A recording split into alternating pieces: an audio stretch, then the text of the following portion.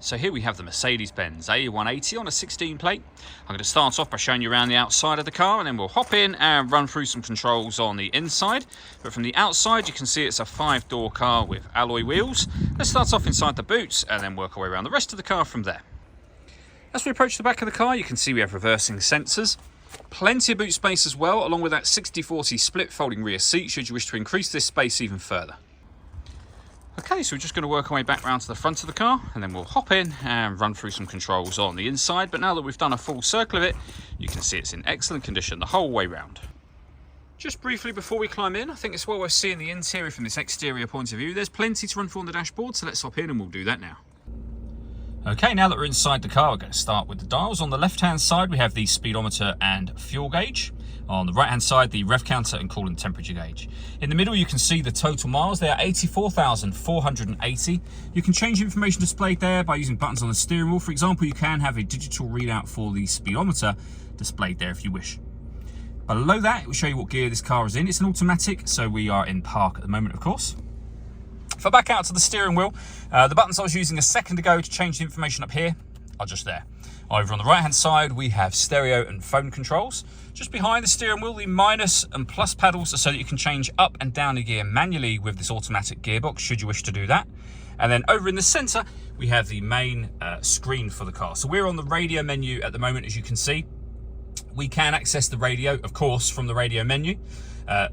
Also, we can listen to our own music up on that menu as well. So radio, first of all, down the bottom here, you've got the different settings. Waveband is where you can listen to FM and AM radio.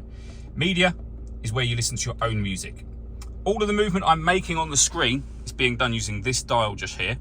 You can use the selection of buttons here if you wish to. So media is the button I've just pushed, for example, to get into that media menu. And then you can go through all the different ways in which you can listen to music in this car. They include Bluetooth audio, so you can stream your music wirelessly once you've paired your phone under the telephone menu just there. As I say, any of these buttons you want to push to access any of the options you can do. So navigation, which I've just pushed there, will bring up the sat nav screen.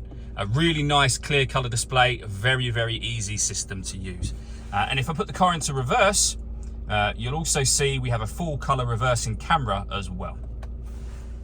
So along with these buttons, we have the CD player, the main volume for the stereo. We've got heated driver's seat with 3 heat settings, and the same for the passenger side. We can turn the parking sensors on and off. We can turn off the stop and start. This car is designed to cut out when it's stationary in traffic to save you fuel. You turn that system on and off from here. Our hazard warning lights. You can change the driving setup of the car, so you can put it into comfort, sport, individual, or eco. That will also show up on this screen just here. Beneath that, we have dual zone climate control. So you can adjust the passenger and driver temperature. You can increase and decrease the fan speed and determine what direction you'd like the air to be distributed in. The air conditioning's on at the minute, so that's off. Back on again. You can hit auto. In doing so, the car will maintain the temperatures that you've asked for by taking control of the fan speed and direction of the air. Any manual adjustment will override that straight away again. In here, we have a 12-volt charging socket and some storage.